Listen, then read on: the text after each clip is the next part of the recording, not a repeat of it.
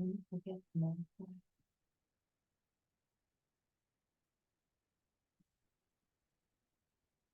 All right, you want to start? Yeah, go ahead. Okay. All right, thank you, everybody, for being here today. We really appreciate you taking time out of your evening, or I know we have someone here from in the UK, so taking just time out of your day to hear about this. We want to make sure we're giving you guys some valuable information. It should be an hour. We're going to keep it under an hour, and we'll open it up at the end to questions if there are any questions at the end. So I'm Ashley Rue. I am a real estate agent in the Denver metro area with Century 21. I've been in the business about 8 years and really specialize in offering a personalized service to all of my clients. It's a really dynamic market right now, so working with somebody who can be strategic and get creative on things is my specialty. And I'm Stephanie Bohr. I work for a company called Spire Financial. We're a local mortgage lending company or an independent bank, essentially, in the metro area. We are a national company as well and lend in over 41 states here in the United States. So always happy to assist people outside of the Colorado market. I've been in the industry for about 4 years now. I come from a background of hospitality, and one of our main motives as a team is to ensure that you also have a really great experience on the financing side. I know a lot of people can not necessarily feel warm and fuzzy when they're talking to someone in a bank. So we want to make sure that you have a relationship with us when you leave the transaction. So things we're going to go over today, I want to talk about things you can do to get your home ready to sell, some high return ROI improvements, if you're thinking about doing any improvements on your house, how we determine pricing, best time historically to sell, and then Steph. Yeah, just how to calculate your home equity position. A lot of times people don't necessarily know the value of their home, so we'll go into that just so you can get an idea of what maybe your equity position is on your current property, how to navigate selling and buying at the same time. What do you do first? We'll go into some details on contingency versus non-contingency. What does that mean in the market? And then how we can eliminate contingency through your financing options. And additionally, how we can attract buyers to your property in a high interest rate market with financing incentives versus price reductions. So quick glimpse on that. So just want to do a really quick overview of the home selling process. This is a really simplified version. So the first step, of course, is going to be meeting with your agent and establishing a price for the home. After that, preparing the home to have it show in the best possible light and to attract the biggest pool of buyers. Next up is, of course, listing the home for sale on the MLS and third-party sites such as Zillow, Realtor.com, Homes.com. And then this is when marketing also begins with social media, print marketing, email marketing, anything that we can do to get the most exposure to the public. So once an offer comes in, we're going to review all of the pros and cons of what that offer may contain and what may be needed or changed to protect your best interest. So there can be a little bit of back and forth in negotiations during that time. So once under contract, the buyers are going to do their due diligence. They will perform their inspections and review title work, review HOA docs if that's applicable, and then we'll begin finalizing loan details with their lender. And then, of course, closing on the property and allowing you to close that chapter in your life and kind of move on.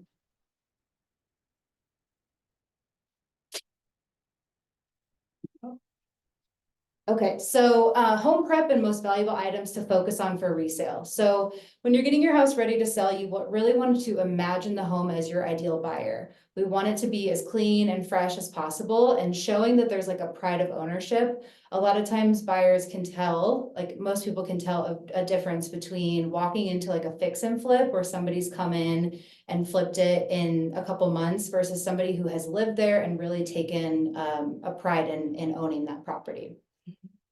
You want to increase as much natural light as possible throughout the home. You know, that's a no-brainer, but it really goes a long way. Cleaning windows, interior and exterior, opening up all the blinds when the photographer comes. And then focus on highlighting best areas of your home. And we can do this through staging, cleaning, doing some cosmetic improvements to those areas, doing some small renovations to maybe some issue areas in the home.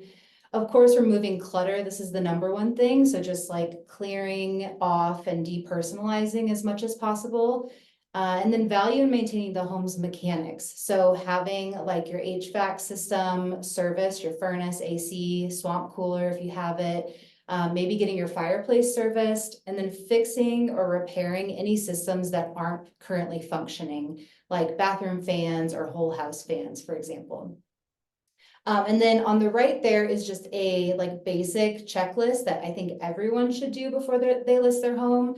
And I always provide this to my clients in their package just to have like a checklist before we put the house on the market. So some high ROI improvements. So this is a question that I get asked from past clients a lot. Like, what can we do? We're thinking about selling. What can we do to get this house ready? Also, if you're thinking about just doing some improvements and maybe staying in the property for longer after that, but these are some quick improvements to think about. So a kitchen refresh, average ROI on that is 60 to 80%. This is the most used home or used space in your home. And I'm not talking like totally gutting your kitchen, but maybe refinishing the cabinets or getting them painted, adding some new hardware, maybe getting a countertop replaced. So that's a really big one. New or refinished hardwood floors. Hardwood flooring is the most favorited flooring that buyers prefer.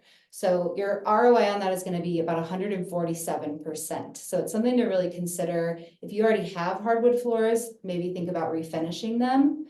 Roof replacement. Sorry to interrupt, are there Yeah. particular areas in the home that like where hardwood floors are preferred, or is it just everywhere? It's in like the more like used spaces of the home. So Used like, spaces, yeah, so sure. like bathrooms, people are gonna prefer tile. Right. Kitchen and open areas like that, they're gonna prefer wood. So it's different, like with bedrooms, some people prefer carpet, some people prefer hardwood. Got it. Yeah. Roof replacement. So right now, I mean, living in Colorado, we have a ton of hail and there's been a ton of, insurance claims. If you're thinking about selling your home, it could be worth looking into and seeing if, there's the potential to make an insurance claim. Your ROI on that's going to be about 60%. Buyers really do not want to deal with something like that after they buy a new house, so it can be a big one. Carpet replacement, so 50 to 80% ROI on that.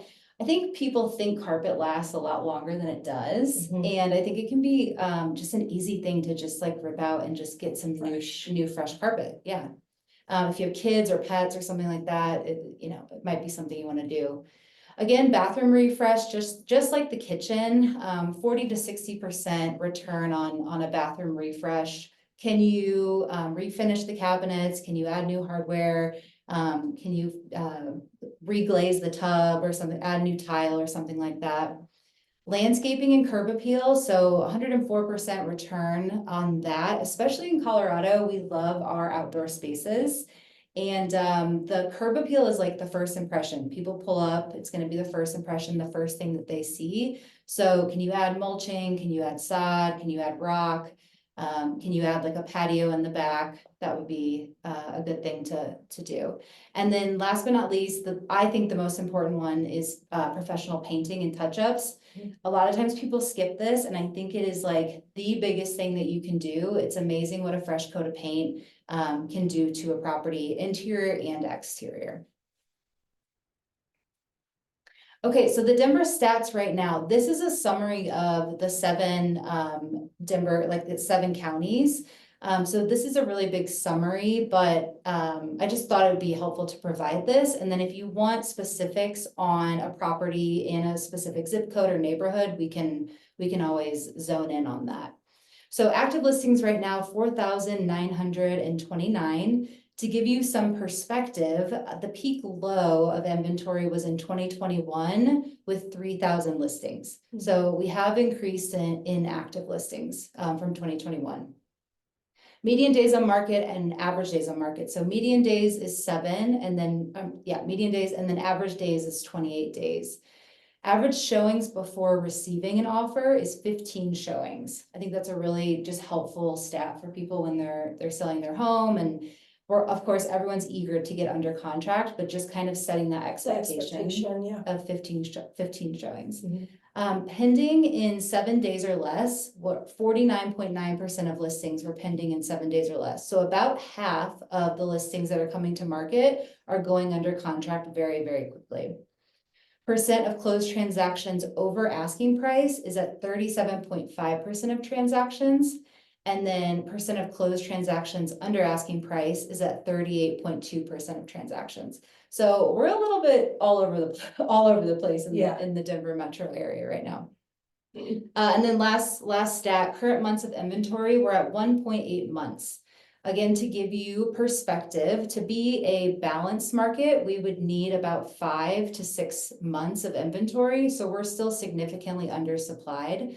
Values below 1 month indicate a high likelihood of multiple offers. And we are still seeing that on, the really hot markets and really hot zip codes. We are still seeing multiple offers.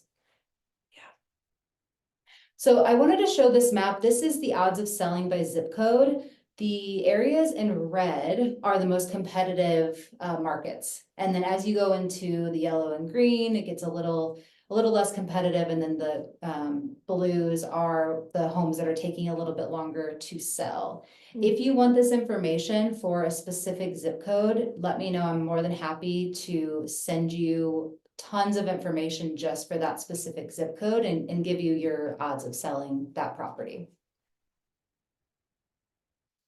So historically, the best time to sell. So this graph is going to show the bars on the left are from 2022, and then the bars on the right are for 2023. The median here is like the line, the horizontal line is list price. So as you can see, February, March, April, May, June, you have offers over asking price. And then the other months you have offers below.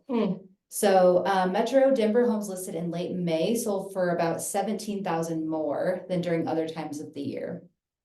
Of course, this matters because if you need to buy after that, that's then more cash and more buying power in this market. And then the big picture, May has long been the best month to list your home, but in 2023, sellers made the highest profits in the first 2 weeks of June. So we're right around that, peak season to sell. Ooh. Nice. Oh, that's good. Yeah. So how do we determine price? In Colorado, we are taking in numerous elements to consider the pricing. Some of these are location, comparable sales, any improvements that you've done on the property, the condition of the home, and then of course, market conditions. So comps, I think a lot of people know this, but how do we actually pick the comps? And the criteria that we use and what also appraisers use is we try to find properties that are within a 1 mile radius of your home, more or less than 400 square feet of your home, similar number of bedrooms and bathrooms, and then more or less than 20 years from the age of home, similar lot size, similar parking, and we try to only go back 3 and then sometimes 6 months. Even then, if we really are struggling to find comps, we can, go back a little bit further, but of course, the most recent sales are going to be your best comps. So everyone really typically starts with their Zestimate which I think can be a really good place to start, but just know that they can sometimes be, more plus or minus a 20% error on their side of things because they're not taking into consideration the improvements or the condition of your home. So if you're really thinking about selling, having your agent provide you with a CMA or a cost market analysis is going to give you a really good idea to pinpoint that exact price. All right, so the elephant in the room, I guess we should address it, the NAR settlement. So This all started, I'm sure you've heard about it. It's been all over the news. Homeowners in Illinois allege that the National Association of Realtors conspired to keep commissions high by requiring sellers to pay for the commission of a buyer's agent. The significant change outlined in that settlement will prevent listing agents from specifying a cooperative commission for a buyer's agent in the home's listing on the MLS. So that's going to be the biggest change starting in August. This change aims to prevent conflict of interest where an agent might only show houses with higher commissions rather than acting in the broader interests of their client. So this cooperative compensation still remains a choice for consumers. When they sell, it's absolutely up to the seller. They have always been negotiable. So it's going to be up to you when you sell your house to really work with your agent and talk about the pros and cons of if you should offer one and if you may not want to offer one. I will say that offering a co-op to a buyer's agent is definitely going to increase buyers' interest. So it'll just be interesting to see how it plays out in the future. Yeah. So with that, you know, as commissions have always been negotiable, there's a quick calculation that you're able to do when you own your property to get an idea of how much equity or how much cash you're going to have in your pocket once you sell your property. So the quick behind it is the list price minus the realtor commission, whether that's just for your selling agent or a co-op commission split between the selling agent and the buying agent. Title fees is the third party of the transaction that transfers ownership from one party to another. Current mortgage or loan balance, if you have a lien on the property, will equal your net equity. So in example one here, we're looking at kind of a standard list price, single family residence in the Denver metro area, 600,000. Looking at a co-op realtor commission of 6%, so split between the list side and the buy. Out of pocket as a seller, you would pay those agents $36,000. Estimated title fees are fairly low here in the metro area, $2,000 as a seller in the area. With an estimated loan payoff, I just used a hypothetical number here, walking away with $193,000 and $193,800, $193,800. I'm gonna get that right. And then example number two, same scenario. We're just looking at maybe two liens if you have a HELOC, something to think about if the IRS is, if you have like default in taxes, a tax lien is always going to be paid off before a mortgage. So just some factors to consider when you're trying to calculate that home equity. And home equity is going to be, like I said, the cash in your pocket or what you're going to be able to go put into the next property, essentially as a down payment. So looking at contingency versus non-contingency. Contingency means that we're depending on a certain circumstance or there is a condition essentially to your offer when you're going to place an offer on a property. So what that means is that I have a home to sell. I'm contingent because I need that $193,000 to go purchase the new property, but I'm going to make an offer on the new property contingent upon the sale of my property. Well, a lot of times sellers where you're going to go purchase your new property don't like to see contingencies because that means that they are delayed based on your time frame. So really trying to make you non-contingent on an offer for a buy is most common in our metro area, just to make you the most competitive against all of those other buyers in our pool that are also not contingent or don't have a property to sell. So when we're navigating a sell and buy, we can think of it two ways. First, you sell before you buy. And then the second way is to buy before you sell, or make you that non-contingent, right? So the first way to do this is called a post-closing occupancy agreement.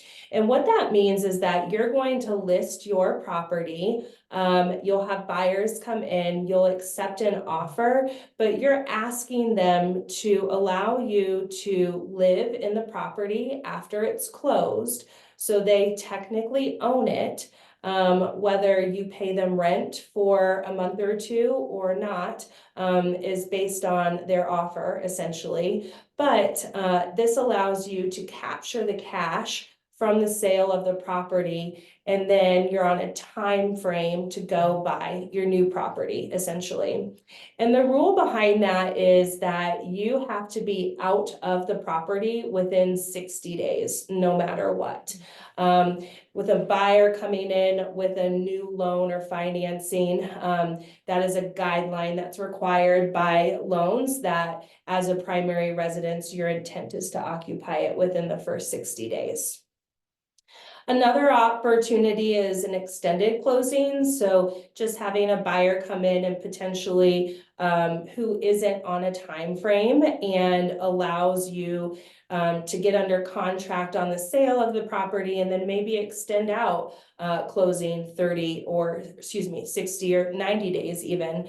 I would say a standard closing in the metro area is 3 or 4 weeks, pretty traditional. But if you need to go a little bit further, then finding that right buyer to come in who's not, is a little bit more flexible on timing is also an option. Looking at short-term rentals, so, selling the property, finding, an Airbnb or something that's furnished for a couple months while you go and buy your property. Or you can offer with a contingent closing. Like I said in that last slide, what that means is that you're placing in an offer contingent upon your home selling. A lot of times we don't get those offers accepted, but every property is a little bit different, so that is an option. And then buying before you sell. So we're going to look at a home equity line of credit, dive into that, a bridge loan, and cash buyer program, this next slide here. Yeah, and the contingent offers, I will say, it's just totally dependent on how long that property's been on the market. And if that seller will be open to something like that, because that puts them at more of a risk to accept an offer, because you have an out then. If your home doesn't sell, you have an out to get out of that contract. So if we can try to be non-contingent, that is ideal. Always. So eliminating contingency through financing options. HELOC is a home equity line of credit. And essentially this is only allowed on primary residences typically. And they allow you to capture equity position anywhere between 80% up to 95% of your combined loan to value. And what that means is if we have that $600,000 list price, and you have that 300,000 and some change loan balance, we can capture a lot of that 193,000 in liquid cash for you if you qualify. So essentially, we're taking the money from the departing residence, using it as a down payment on your new primary residence. Then when you sell your property, you pay that off essentially. HELOCs can also be used if you're looking to hold your property and just go buy another one. It's a really good way to kind of house hack essentially. Your obligation on a primary residence is to only live there for a year. So you can live there for a year, capture a HELOC, go buy the new primary residence, and hold that property, put a renter in essentially. We also partner with NOC for their bridge loan program. A bridge loan is very similar to a HELOC. And this is going to allow you to wipe essentially the payment obligation of the bridge loan, and also capture up to 75% of your combined loan to value, or $500,000 line of credit essentially to go purchase the new property. NOC charges just a flat fee of 2.25% of that line of credit essentially. And then they will hold up to 6 months of the interest only payment. So you don't have to make a payment on the loan. And everything's paid off when you sell that property. And we'll dive into the numbers on the next slide. But bridge loans tend to have a little bit higher interest rate than HELOCs, but they are devised for the particular move of selling a property and buying a new one. We also at Spire Financial have a proprietary program called Prefund LLC, which is a cash buyer program that allows us to take a look at your file, look at credit and everything, and approve you essentially for us to go buy a property in cash for you. We charge 1.5% of that purchase price when we sell the home back to you. But this allows you to waive all contingencies, even with loan as well as appraisal. So we close with our cash as quick as 7 to 14 days. The only out for you as the buyer on that new property is your inspection deadline. And then you move into the new property. You rent it from us while you're listing and selling your departing residence. The day you sell the departing residence is the day we close on your new loan for the new residence that we purchased for you. Yeah, and I'll say I have used this program with Mhm. a number of buyers, and it has gone very smoothly. Mhm. It's ideal, like if you are up against multiple offers to then become a cash buyer and be able to compete with some of these other offers while also being non-contingent on selling your place. It's pretty amazing. Yeah. So knowing the numbers, I must say that the bridge loan program is going to be far more cost effective for an individual maybe who isn't on a speedy time frame and has a little bit more time to play in the market. So just looking at that example of $193,800 at an 8.5% interest only loan, then we've got a monthly payment of $1,372.75. And keep in mind, NOC is holding that amount back in addition to their 2.25% fee. So if it takes you only 30 days to do all of this, it's much less expensive to do it this way than the cash buy way. However, cash buyer is much more ease of convenience, essentially. If somebody has enough equity in their house and they know that they're going to move really quick, they're going to sell their property really quick, maybe even doing it simultaneously, cash buyer can be the way to go. Like Ashley said, waiving all of those contingencies and being true cash is pretty beneficial here in our market. So you can see purchasing with NOC kind of your out of pocket of $175,662, and then buying with the cash buyer, that 1.5% fee added to an $800,000 purchase price. So we're selling it back at $812 plus that monthly rent and everything at just a 30-day term, $186,602.01 is what I'm getting here. And then, like Ashley said, we're kind of all over the place in the market when you looked at that graph before of the color coding. So, there are properties that are sitting on market through weekend, right? Yeah. And then there's other properties anywhere between 2, 3, 4, 6 weeks, right? And a lot of this comes down to pricing it accurately too. Yes. Yep. Yeah. So and with higher interest rates, right, that we see a lot of influx of buyer pool and an elimination of buyers really quickly because our market is really volatile right now, still kind of gaining grasp of this inflation and everything that's happening in our global economy, not just the US economy here. So I wanted to come up with some strategic options for attracting a buyer to the sale of your property if you decide that it's been sitting on market for 2 or 3 weeks and potentially need a price reduction. Well, I wanted to show you that price reductions are not necessarily as big of a benefit to a buyer as a financing incentive from you as the seller. So it's called seller concessions, essentially. And what I mapped out here, again, is a $600,000 purchase price, 15% down at a 6.875 kind of current market rate here for a buyer, to see what their estimated monthly payment and cash to close would look like. Well, if you offered, or excuse me, if we were looking at a $12,000 price reduction, you can see that it doesn't really change their cash to close or monthly payment very much. However, if we take that $12,000 and apply it towards something unique called a temporary rate buy down, you are subsidizing a payment for a buyer for a temporary period of time with that $12,000. So either way, you're going to net $12,000 less, right?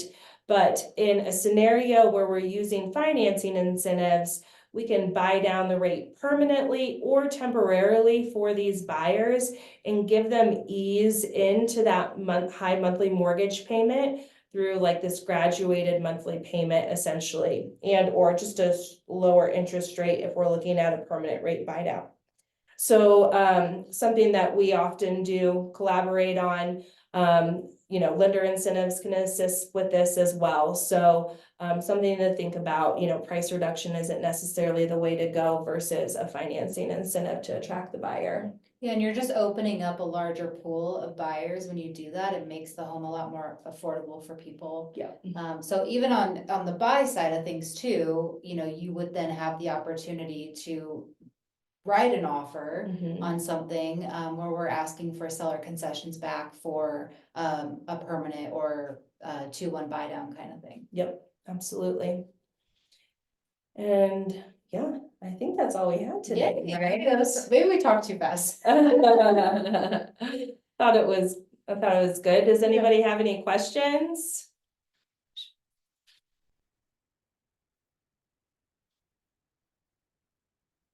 Is anyone still there? We are going to be raffling off that free home appraisal Yeah. for you guys. So we're gonna send out an email tomorrow about that. So we'll let you know. And then if you do want an actual pricing analysis on your property, we have the QR code there. You can just fill out some details. And that way we can get really granular on those stats for your specific market. And then financing options, of course, Stephanie, you can scan her QR code as well. Fantastic. That was great stuff. A lot to take in. Sure. Yeah. We can send but the recording to you as well, so you have it accessible. Okay, that's fantastic, because that's I was going to ask, if there's going to be a recording sent out. Yeah. Yeah, there's so much to take in. I think we're at the stage where the beginning, when you mentioned about preparing the place for viewing and marketing and so forth. But the third party bits is what at the moment, I'm probably struggling on, because at the end of it, when you add up all the cost,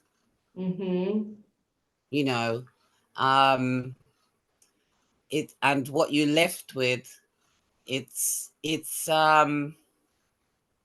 that is where I would say is making the decision how and where to go on. I love the fact that you have the options of what should I say, the agency option or buy right, from you guys. So again, it's I think that would depend on the offer, I presume. I don't know. If you can clarify me on that.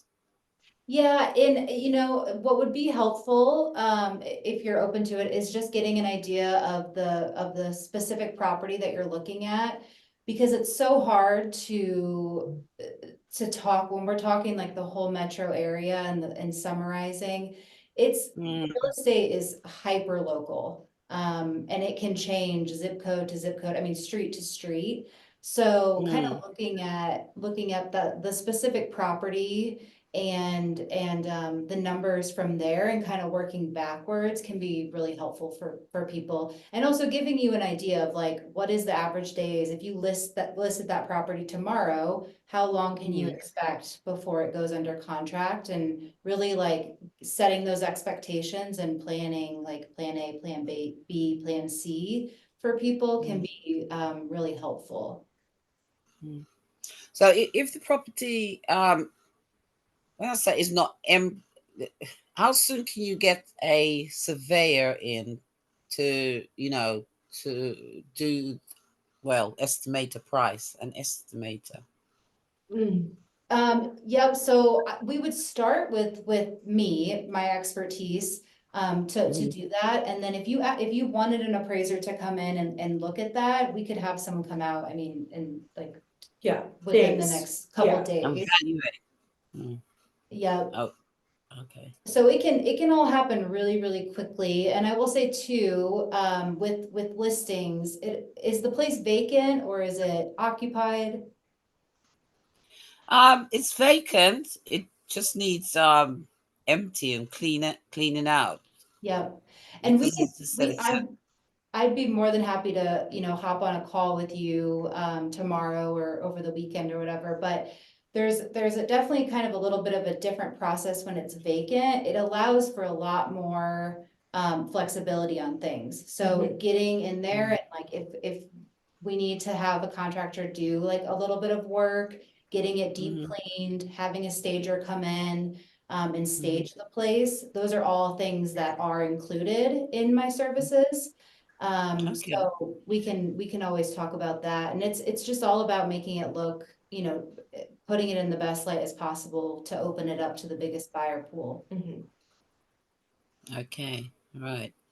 And I suppose I've taken into consideration, as you said, looking at other prices along that street or road or whatever it is, within the neighborhood to see what the offer could be. Yeah, and I can also do just research, like without seeing it, I can do just your basic research of like what I think without getting eyes on it, of what I think it Mhm. could potentially sell for. I'd be more than happy to do that. I could have the information over to you by tomorrow. Okay. Yeah. Lovely. And just quickly, some of the basic words that I didn't to understand. What is ROI? Return on investment. Okay. Yeah, sorry. And Sometimes it's So like, if you invest, $1,000 and it's got a 10% ROI, hopefully somebody would pay you $10,000 for your $1,000 investment, right? okay. Okay. Right. Lovely. I mean, the situation here with myself, it's more than one decision Sure, because, yeah, it's an with an inheritance. inheritance, yeah. Yes. And don't know which way to go about it, whether via put it into a trust Mm-hmm. or just divide, sell the property and just divide the cost and do, take it anew from there. Mm-hmm. So this is, what has interested me to actually come on here tonight. Great. Yeah, well, we appreciate it. You're up in the middle of the night, so we yeah, we appreciate it. And yeah. we're, Yeah. more than happy to work on your time zone too, to try and get some of these questions answered and hopefully, Mm, give you a little bit of clarity on how to move forward. Mm. No, it was really fantastic information because I've not literally gone out there. I had the basic thoughts of it, but not actually gone out there to find out what the agent himself, could input on the situation. Yeah. Well, what we can do, if I'll probably just shoot you an email, and just try and get the address from you and just do a little research and send you over just the basics of pricing, just so you don't feel like you're shooting in the dark. Cause that's like the first big hurdle of like, how much is this place even worth? Yeah. And And then then to go back to the other people, in the inheritance with you and be able to say, hey, I got some information specific to the subject property. Let's sit down and talk about it. Right, right. Absolutely. That's what we need to do. Great. Yes. So thank you so much for your time and all the information. Likewise. And I do look forward to the replay. And as you said, if I can answer your email. You've got my email information, haven't you? I do, yes. Yes. So yeah, we could communicate via that and see what the outcome is. That sounds great. Thank you so much for coming on. We appreciate it. Yep, I did look forward to it. So yeah, all the best. It was as I said, it was lovely. You as well. Get some sleep. You Did you have could hear it in my voice, isn't it? Did you have any questions, Brian? Hi. So, Hi. I guess Ashley, you know my wife Laura. Yeah, hi, Brian. She's sitting here. Hi, Laura. Hi. Thanks for coming on. So, I'm interested to know, um, what are you seeing as far as HOA, like, so our HOA just recently almost doubled, and so. And I'm wondering, is that going to be like a big deterrent for a buyer that's looking to So buy? their HOA is at 250. It's Okay. about to go up to 600. Okay. So Laura just reached out to me today and they Okay. want to sell and then buy something. Yep. And I was like, perfect, this is what we're talking about. Do you want to speak to that? I do think that it is, HOAs are always kind of with buyers, they're either for it or they're against it, I think it's going to be a lot harder to finance property with HOAs in the future, versus today. We're seeing a lot of insurance deductibles increasing, master insurance policies for the HOAs, just the upkeep of everything. So I do think that it could be a deterrent in the future for potential buyers. Yeah. Yeah. What I have seen incentives for people. I actually have a friend who is selling a place that has a high HOA. Where they'll say, and again, this is something we can look at the numbers and talk about, but like if we receive an offer, the seller will agree to pay like a year's worth of HOA in dues or advance. 6 months of worth of HOA dues Yep. to make that hit not so big Yes. for buyers. Yes. But also too, it's like what you could do is see what interest you get dependent if it's priced well. And if it's like, okay, we're not getting any bites, it's been a couple weeks or something, then we can start putting out those incentives Yep. if the numbers work for your situation. Okay. Yeah, we've been here since like 2008, Okay. and the unit, literally, it's a mirror image of ours. Like, we share a wall with them. It just sold like last week for 513. So Okay. I'm encouraged by that. Yes. But it was like a flipper type situation, right? Like, someone came in, bought it, remodeled it, and sold it. So ours needs a fair bit. It needs carpet for sure, and flooring. and that kind of thing, and probably paint. But outside of those things, it's like, well, Yeah. does it make sense to, to do those things, or am I better off just like taking selling for a less price and running, getting out of it, For Mhm. sure. is, getting away from that HOA payment. So I think it's smart to try and get away from it. Mhm. I've just heard horror stories about, yeah, Yeah, poorly mismanaged HOAs where, mismanaged, yeah, yeah, and then you have litigation and then nobody can, my mom's going through it right now. yeah. But I would love to, before I give my thoughts on if you should do anything, I definitely would love to see it and get eyes on it. I do totally think like painting and new carpet, depending on the condition of the carpet. But painting for sure can go a very, very, very long way. So, and I don't know, like if you, guys would want to do that. There's also a company that I work with called Curbio, where they will come out and do the work and then they don't get paid until closing.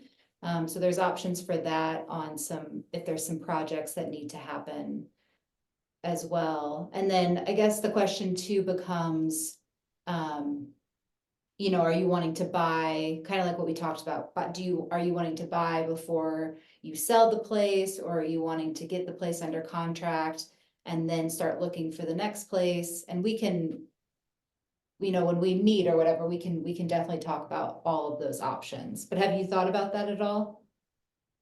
um just a little bit. I mean, as far as like, um obviously having to kind of make the timing work on that. Yeah. Um, It's the because hardest part is making the hard, time. yeah, Mhm. yeah, exactly. Obviously I don't want to have to deal with two mortgages at the same time type of No, thing. Right. Um, so, but um, I think probably the biggest thing is being able to sell and then find a place probably makes the most sense, so that we have kind of that, you know we know how much money we have for down payment Mhm. Yeah. and all that kind of thing. And I think what can be helpful too is like just looking at like crunching the numbers for every different scenario Scenario, to yep. really give you like a big picture of this is, scenario one, scenario two, scenario three. Because sometimes it does make more sense To go to buy, go back, yeah. and then you leave all of your stuff, you can do fresh paint, get some fresh staging in, and make it look, Yeah, but it's daunting, so it's Yeah. daunting for people, so really like having Steph and me walk you through those options will be helpful, because it is like, well, we don't, it's daunting both ways, right? Yeah. Like, Yeah, sell definitely. first, you don't want to be homeless. If you buy first, you don't want to be stuck with two mortgages. Mhm. So I totally get it. It's a big decision. Mhm. Yeah. Okay.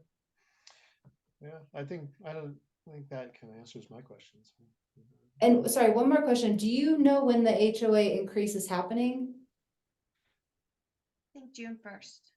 June 1st. Okay, so it's happening quick. Yeah, yeah, Yeah. Great. it was like, so there's also like a special assessment coming for hail damage for the roof, Yeah. Okay. which is on top of a special assessment that happened, that they put on us in January. We talked about that at Christmas, Ashley, about the was it 4,000? Yeah, it was $4,500. Wow, so there's been two special assessments in a year's time. Yep. Yep. Wow. And, Yeah. okay, so, and then so you have the special assessments and the increase? And the increase, yeah. Wow. And the increase was a surprise. Like, we knew that like there was the special assessment coming for the roof, and like, I mean, like, to a certain point I was like, well, okay, and our homeowners associate, or our homeowners insurance will probably cover the roof special assessment. So like, it's like, oh well, okay, that'll be all right.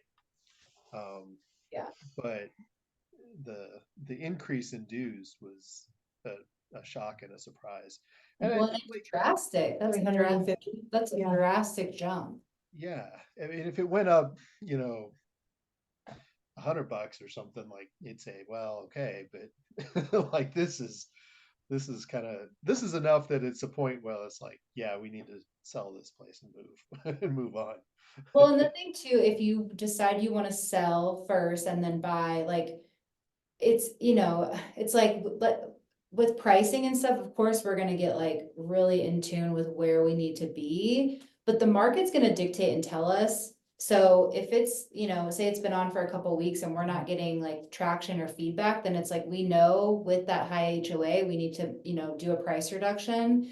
I don't know, I mean, I don't know if this is the right way to look at it, but it's like, you might as well try, like, I don't know if you have anything to lose, like with me, all of my listings have sold, but if it doesn't sell, you don't pay anything. So it's like, there's no harm, no foul to give it a shot. And of course, we're gonna give it the best shot we absolutely can. Yeah. But that's kind of my outlook on it for people who need to sell. It's like, well, let's give it our best shot and do what we need to do. Price it well, present it well, and do all the things. Yeah, for sure. Also, I guess, what do you think? So, like I look at Zillow. I've been looking at Zillow for a while and stuff. Months. Everybody does. Yeah. um, and like I don't see, like in our area, for example, like there's not there's not a lot of places that are for sale that are like in the price range that mine is in, right? Yeah. If you go up to like 600, then there's certainly more. And if you go a little lower, like, 300 or something, but you get a lot less for that price, right? Right. So like, I feel like that's kind of maybe in our favor. Oh, yeah, yeah. I mean, finding something that's decent for under like $550,000 is, I mean, it's tough. I mean, just talking about the inventory and the buyers that I'm working with and the things that we're seeing, it's just like, what is this? I mean, so finding something that's of, decent quality under or around 500,000, 550 is hard to come by. So you definitely have that going for you. It's just mixed with the higher rates, Right. and the HOA. Do we, can we get creative in attracting buyers with some of the things that Steph was kind of talking about? Like the rate buy downs right now are huge for buyers. Almost all of the buyers that I'm working with are trying to get some kind of seller concession to buy the rate down because their money doesn't go as far, right? So so it being open to some of that, I think when you list your property is really important. Yeah. Okay. Yeah, but yeah, I'm gonna, Laura sent me the address, so I've been running around like crazy today, getting ready for this, but I'm gonna do some research and whenever you guys have time, early next week or something, I'd love to come by and we can kind of keep talking about it. Okay. All right. Well, thanks for the presentation and everything tonight. Yeah, thanks for coming on. Nice to meet you guys. Nice to meet you as well. All right, Laura, I'll see you soon. Okay, sounds good. All right, bye. Bye. Thank you. Bye bye. Good night. Bye. Thank you.